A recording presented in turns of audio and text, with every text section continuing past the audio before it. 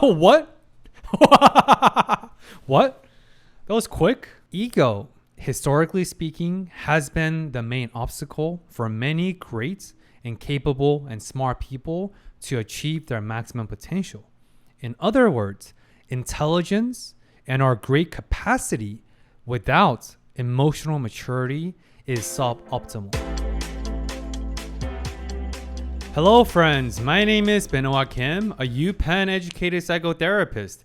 In today's video, episode 27, second to last episode of the season, you can expect to learn about object relations theory, emotional identity, and much more.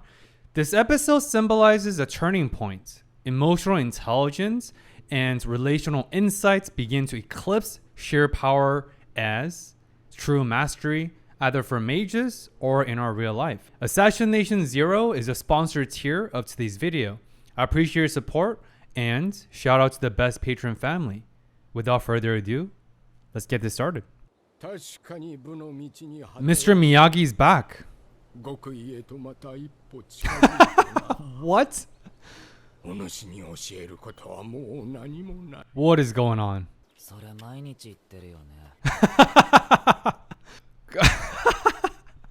Quick pause before Fern enters the scene. First of all, I have to know, who is this Mr. Miyagi dude? So could someone shine a light on the mysterious identity of this Mr. Miyagi guy? He's so funny. I have nothing else to teach you. Oh gosh. Oh, what a start to episode 27. Laughter aside. Oh man, I haven't laughed this hard in a while. One thing that I think a deeper meaning to Mr. Miyagi's seemingly pointless comment, he said that the path to warrior is endless. And I think that could also be a beautiful callback to Aizen the Warrior. Aizen the Warrior says something beautiful and profound. Anyone that tries their best is a warrior, period.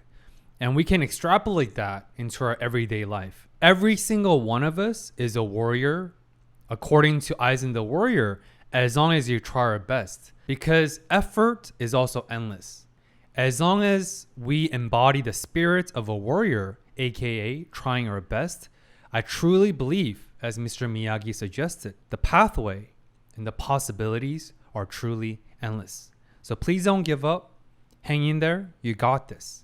And just try your best without worrying too much, without overly fixating on the outcome. Because we do not control the outcome, but rather the efforts we put in. Amazing. Let's see what Fern says. Man, that was so funny.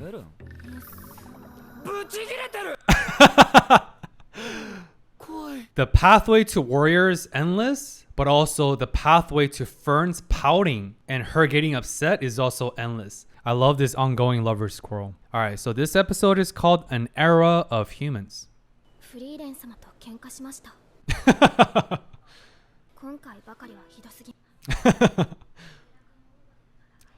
Oh, right.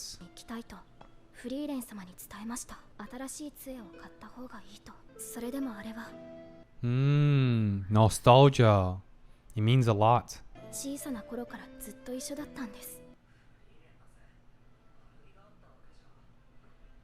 True. Quick pause. I want to first off by talking about a new therapeutic and psychological modality I've never mentioned before. It's called object relations theory. Definition right here. So object relations theory is a school of thought in the realm of psychoanalysis, proposing that early childhood experiences and early childhood developments will significantly shape that individual's ability and tendency to form relationship with themselves and other people. Makes sense. But why is it called object relations? So it's called object relations is because it's our sense of ego. Every single person, all of us, is relating to an object of some sort. And we can all view each other and ourselves as an object. Here's what I mean. To be considered a father, you have to have a son. To be considered a son, you have to have a father. To be a husband, you have to have a wife or a partner. To be a brother, you have to have a sibling, and so on. I cannot be considered myself as a husband or a cat dad without my cat babies and my wife, and vice versa.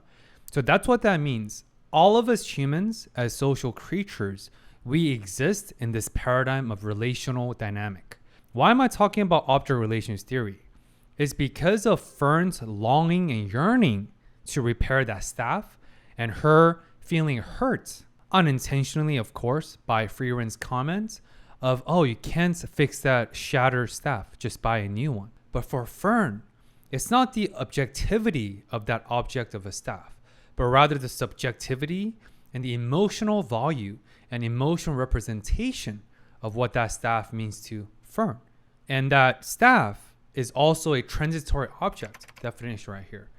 I talked extensively about transitory object and grief counseling for my completed series, Violet Evergarden. It's in the descriptions for the playlist if you haven't seen it. Transitory object is usually an item or an object that memorializes a deceased loved one. So I think it's very, very interesting after humorous opening with Stark and Mr. Miyagi. Fern introduces her new conflict, emotional conflict with Frieren because of their, I think, difference in understanding and emphasis. So we will see how Frieren tried to mitigate and repair this damage. So very excited. They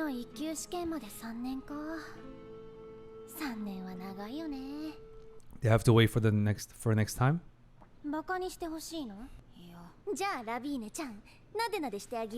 They learned that from Frieren. She's going for a hug. Oh, she wants to be petted. Oh, she wants comfort. Ah, Laween. Oh. Quick pause. The moments that Kanye offers to pet Laween's head as a gesture of physical touch, affection, and comfort, the originator of that pet shows up in the scene. Frieren. What a setup that was. Wow.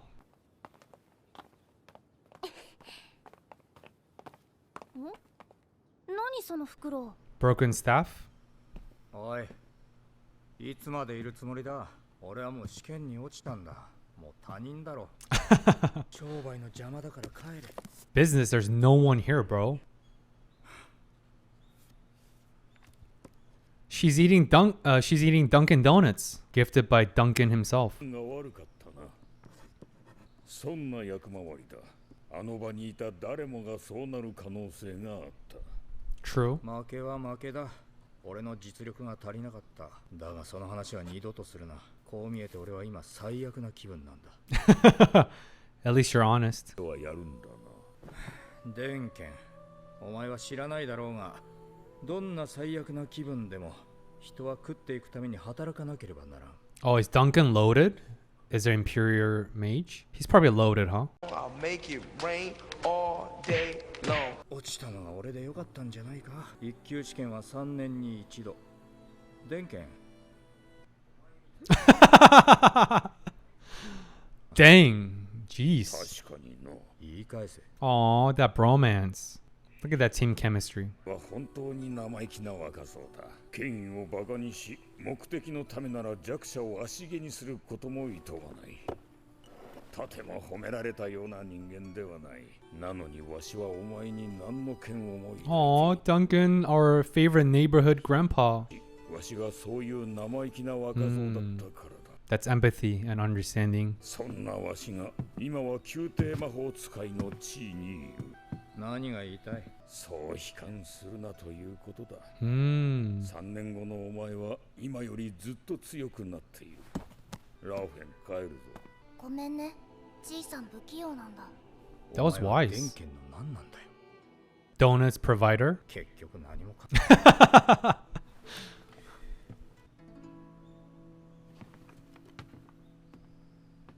今日は薬日か何かなのか。町の人たちに聞いて回ったんだけど、ここならどんなに怖い Wow. Reputation speaks for itself. 見せてみろ。この Quick pause. Oh, is Frieren quietly and secretly repairing Fern's staff after she realized that staff meant emotionally of significance for Fern? Wow, dude. Dude, Frieren represents compassionate empathy and practical empathy. She does good deeds in silence. Why? Because her mentorship style and her emotional and compassionate leadership style is quiet. It's like water, as I talked about with Bruce Lee. It's extremely adaptive. And that's what Frieren. She's an adaptive leader by every sense. And that's why she quietly sought out the only shop, which of course is owned by Richter, to repair the objects that mean significantly to and for Fern. Beautiful. バラバラの物体はなんだまさか It is. されても困るゴミじゃないよ多分少しは気分が良くなっていたが気分に逆戻りだ俺にだって仕事を選ぶ権利はあるこの杖は諦めろ Oh, I thought she was bowing. できないならいいや Oh, if you can't do it. いいねあるやつだ俺がいつできないとまで言った Another quick pause. Here's another quiz. Do you think Richter reluctantly said yes to that? Option A is because of psychological provocation by Frieren. Okay, never mind then. I guess you can't do it. I thought you were the best staff repairer in town. I guess your shop's reputation does not exceed its actual ability. Never mind. Can't do it. It's all good. Bye. Or option B is because Richter sensed and appreciated the underlying concern and emotional value and importance of this broken, shattered garbage disposal staff to Frieren, regardless of understanding the backstory. So what do you guys think?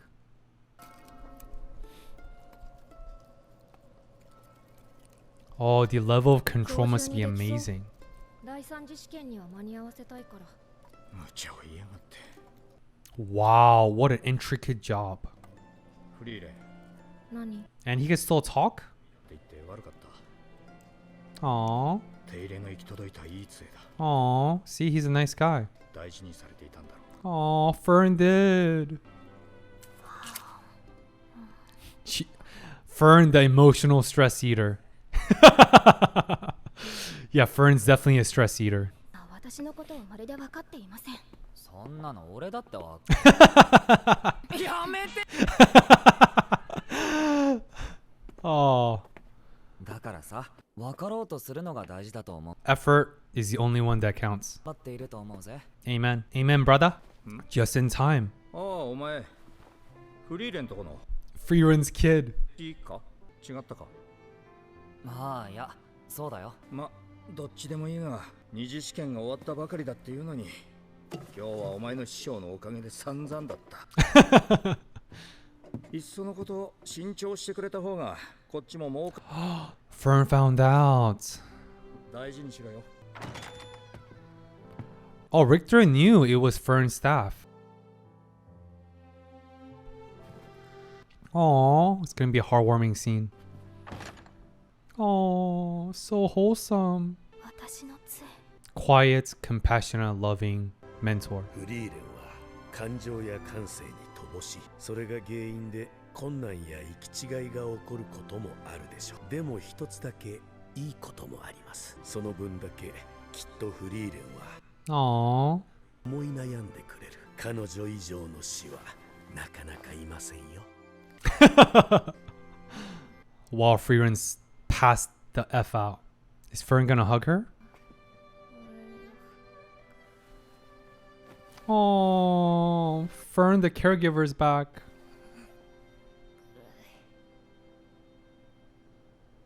That smile says it all. It's exactly what I said, with their emotional difference due to lack of understanding earlier.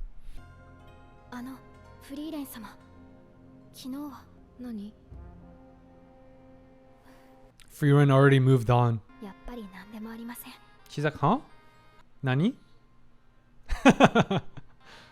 それではこれより第三次試験を I have a semi-related, semi-tangent question. Do you guys think Frieren ever holds grudges? Does she ever get resentful? Does she ever hold someone's past against them? Such as the incident yesterday and all the times she made Fern mad, or all the times Fern got mad at Frieren due to sleeping over and XYZ. And another random question I had when I was looking at Frieren passed out. You think Frieren's capable of having nightmares? I've never seen her having an unpleasant dream state. Every scene we've seen of her passed out, she's always drooling. She's always passed out in the most peaceful, amazing way. So can elves have nightmares? Since we know that neurologically, they have impeccable, perfect memory recall. So I wonder the type of things that's on her mind, on her psyche, especially on a unconscious or subconscious states, which is generally what we call the dream state when we're dreaming. So yeah, just random question. To this, another first class mage. 私がここまで出向いたか。理由はわかるか？全然。Zeri came. だんまりか。都合が悪いときはいつもそうだな。第二次試験の合格者は12名。異例の合格者数だ。Oh, it's too many. 多すぎる。全員協力型の試験は大いに結構だ。今の一級魔法使いには協調性がないからな。Oh, okay. 面目ありません。だがその中にあってはならないほどの実力を持った者がいた。Frieren. フリーレン様ですね。おかげで実力に見合わない者まで大勢合格。来通りの第三次試験ではそいつらは全員死ぬことになる。それはお前の望みとはかけ離れたものだ。それに私とてそこまでの無駄死にはさすがに望んでいない。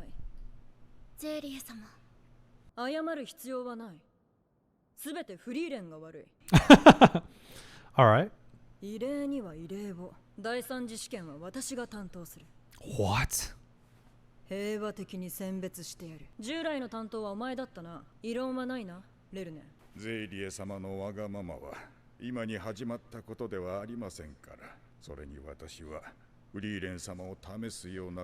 He knows of her legend's nature. 一目見てわかりました。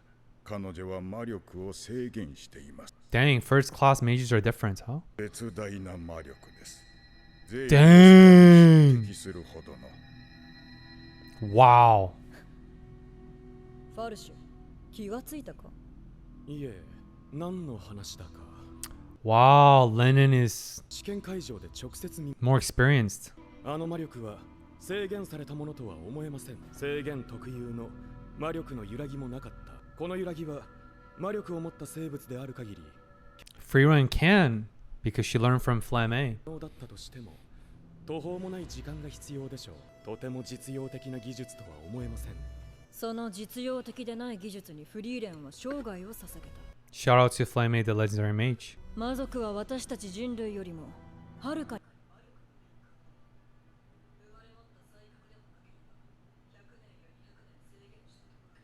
欺けるものじゃない。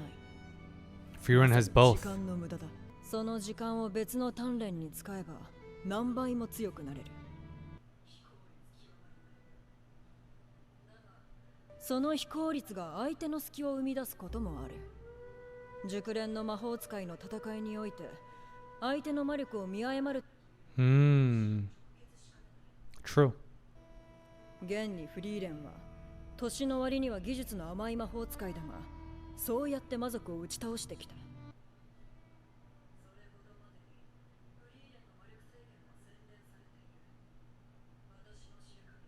それをたった一目で見破ったのは魔王。 Damn.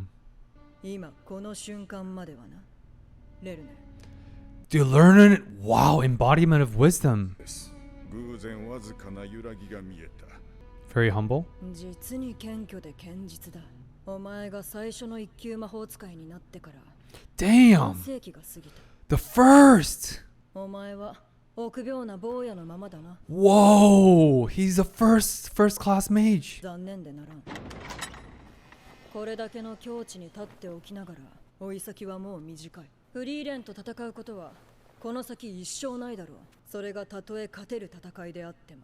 Whoa. やはり人間の弟子は取るものではないな。本当に残念だ。 Wow, there's a lot in that scene. Also, Zeri's pretty badass, huh? goddamn right. I know she is the being that is posed and viewed as the one that's closest to goddess, nearly omnipotent, I guess. I believe some viewers said that Lernan is the grandpa to that other mage that was fighting Fern a while back. And it's crazy that he's the very first class mage. And sounds like he was and is a student of Zari. Amazing.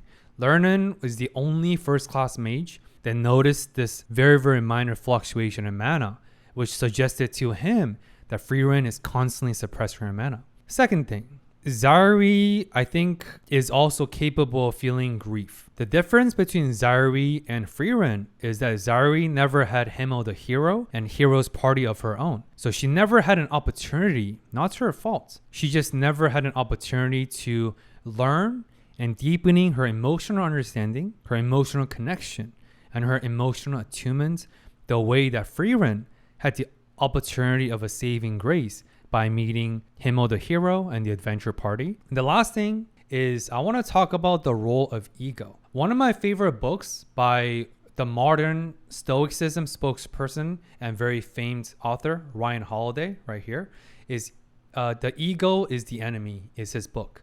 I love that book right here is because ego, historically speaking, has been the main obstacle for many great and capable and smart people to achieve their maximum potential. In other words, intelligence and our great capacity without emotional maturity is suboptimal. You can be the smartest dude. If you do not have adequate amount of emotional intelligence, if you do not have a level of humility, if you don't have a level of emotional maturity, you will not be able to achieve your maximum potential because ego is self-limiting.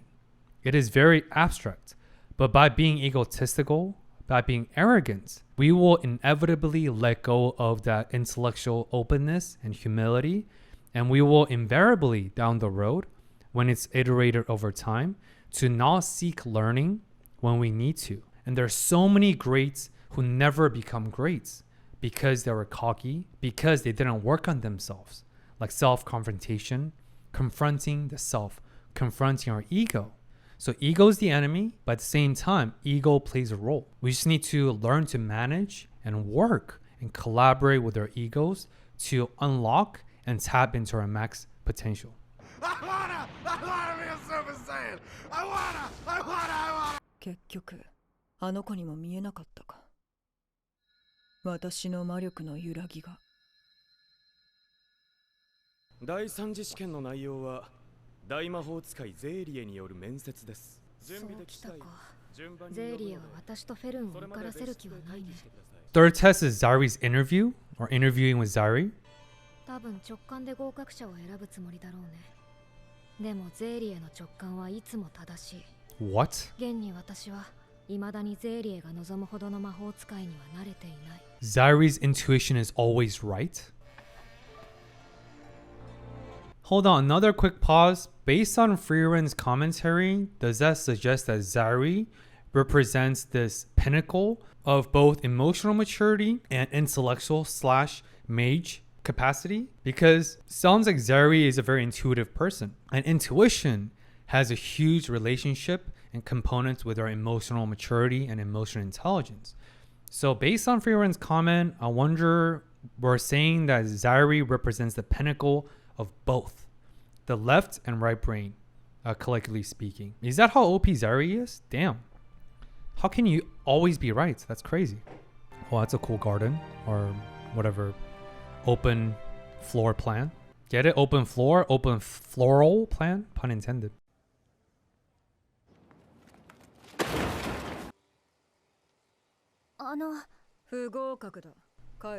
What? 理由を聞いてもいい？今もお前は私の魔力に恐怖を感じている。一級魔法使いになった自分の姿がイメージできないだろう。魔法の世界ではイメージできないものは実現できない。Wow. 基礎の基礎だ。帰れ。Damn. 不合格。Damn. 不合格。Damn. 不合格。Damn. 不合格だ。フリーレン、お前も一級魔法使いになった自分の姿をイメージできていないな。だが他の受験者とは異なる理由だ。お前は私が合格を出すとは微塵も思っていない。一度だけチャンスをやる。好きな魔法を言ってみろ。花畑を出す魔法。 Oh, Himmel the hero and Flemme the legendary mage. 実にくだらない。 Jeez. 不合格だ。 Jeez. そう。 Hold on. Oh my gosh.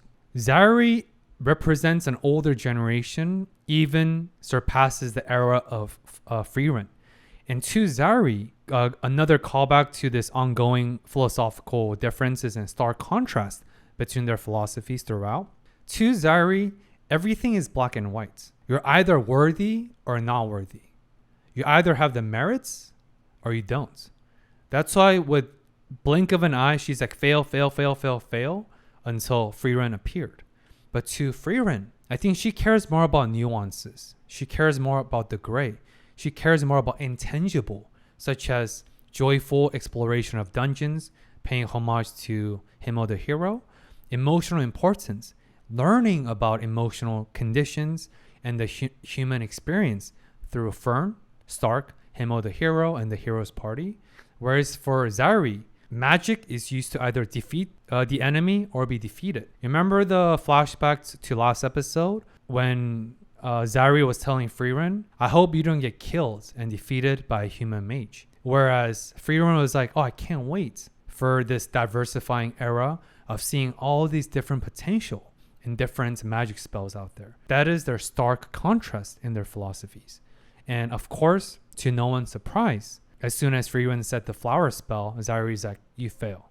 But Frieren's like, oh, I thought so. Bye.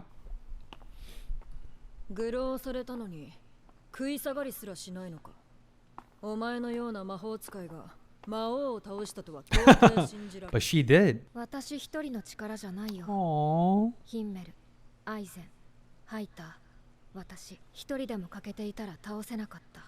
仲間に恵まれたか。運が良かったな。It's not luck. そうだよ、運が良かった。 Nah, beautiful callback. どうして私を仲間にしたの？強い魔法使いを探していたからね。君がいいと思ったんだ。なんで？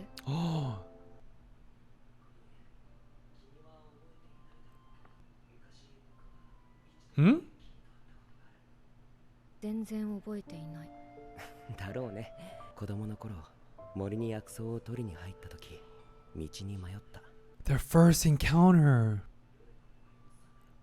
Oh, that's terrifying. で孤独を味わった。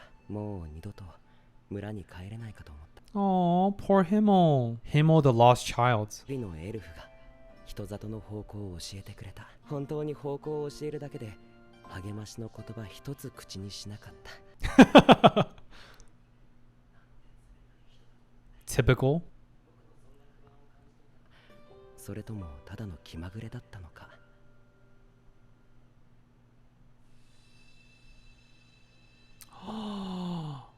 僕に花畑を出す魔法を見せてくれ。Oh, Frieren. Oh. Shout out to Flemme the legendary mage. 生まれて初めて魔法が綺麗だと。Wow. Goosebumps. きっとこれはただの偶然に過ぎないことだけれども。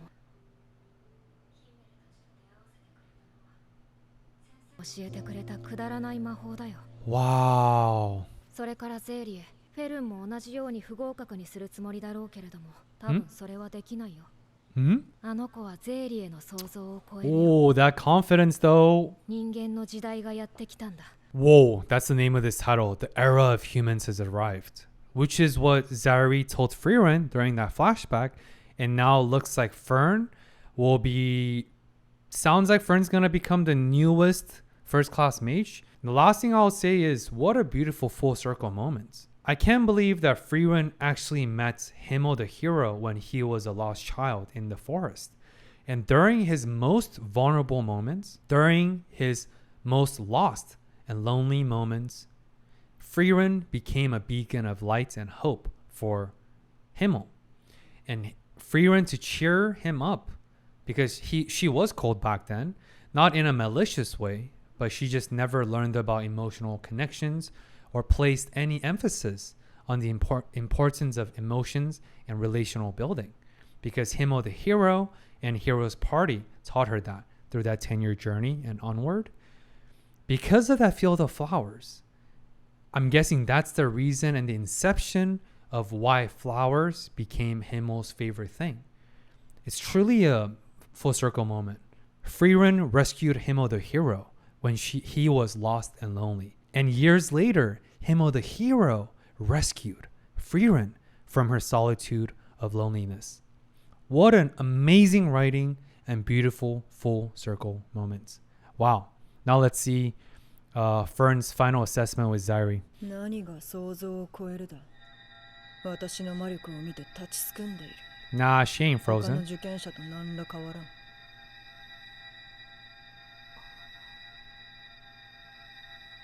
She's not frozen. 待て。お前、何が見えている？ Hmm? 揺らいでいる。フェルンとか言ったな。お前、私の弟子に。Wow! 嫌です。What? What? That was quick? 悪いようにはしない。私ならお前をより高み Whoa, へと連れて行く。 goosebumps, dude. Oh my gosh. Whoa. 未だかつて魔法使いがたどり着いたことのないほどの高みへ。それは合否と関係があるのですか？ Great question. もしれない。そうですか。So this guy. Still a no. ゼーリエ様。 Hard no, baby. What is this tension in the air?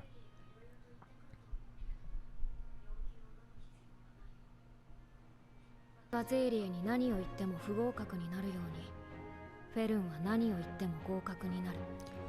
Oh, Frieren's intuition's on point. 私はフリーレン様の弟子です。 That loyalty. 私は有望な魔法使いを見逃すほどバカじゃない。合格だ。 Wow. Wow. Dude, what a freaking amazing episode in the end. Wow. First of all, dude, Fern's got bigger balls and kahoonies than most guys I know, dude. Fern the massive balls. I'm sorry for my inappropriate comment, but dude, Fern's got massive balls. Fern knows that Zairi is the authority who gets to deem her passing as a first-class mage or not. Sure, we could argue that it's because Frieren coached Fern before she entered the botanical garden. But at the end of the day, Fern doesn't know Zairi the way Frieren does.